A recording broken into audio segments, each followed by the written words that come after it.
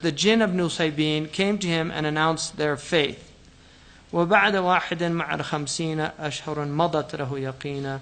The Prophet ﷺ, when he went to Ta'if to ask for the help, and you saw Addas, the wonderful spot there, on his way back, some jinn heard the Quran recite, إِنَّا سَمِعْنَا قُرْآنًا عَجَبًا يَهْدِي إِلَى الرُّشْدِ فَآمَنَّا بِهِ. There was a group of jinn who heard the Quran recited, and they were amazed by it, and they became Muslim. Now the jinn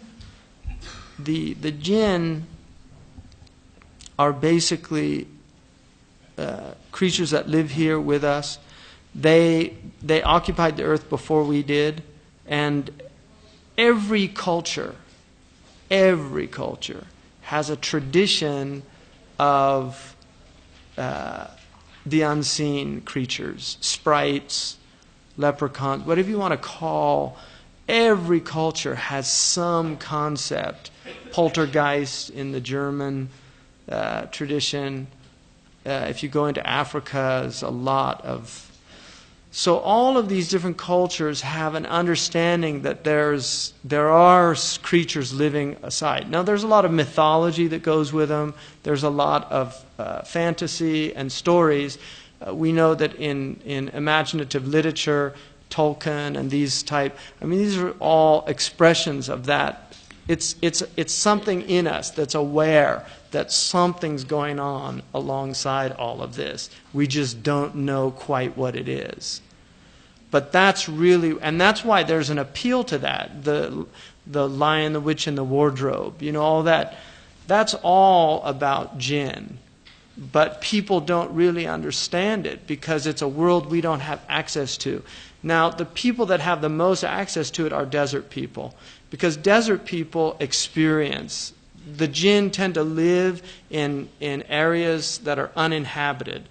So in Mauritania, 1,001 jinn tales of people that have had real experiences with the jinn. And so the desert people are very aware of it. That's why to the Arabs, none of this was strange at all. Modern people tend to be very wary of all these things, although we have a lot of very weird things that happen that are, people don't know how to explain them,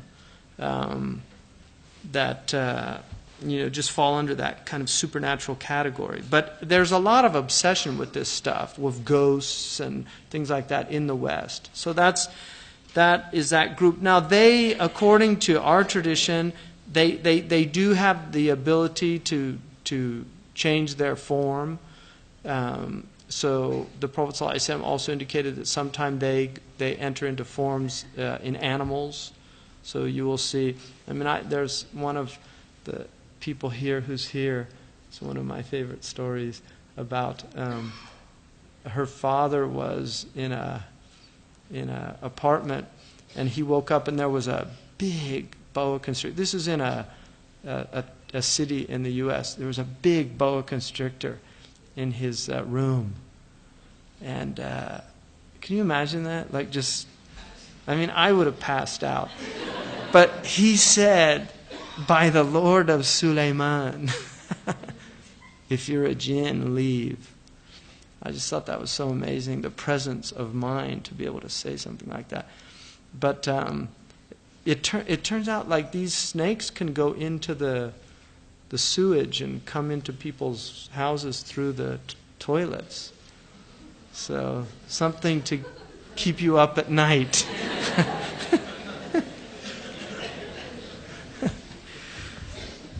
But that is what the Prophet ﷺ said for the people of Medina if they came into their homes and found a big snake, to ask them to leave.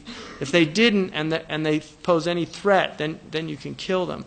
But it's just a respect of that whole world that we are commanded to believe in. You have to believe in the jinn. So it's part of our aqidah that we believe, because the Quran clearly states. And jinn comes from a word, jannah, which is to be hidden or concealed. They're the concealed creatures. They have free will. They're like us. They have believers and disbelievers, and they have problems within themselves. They marry, they procreate, all these. So they heard and they believed in the message. Now,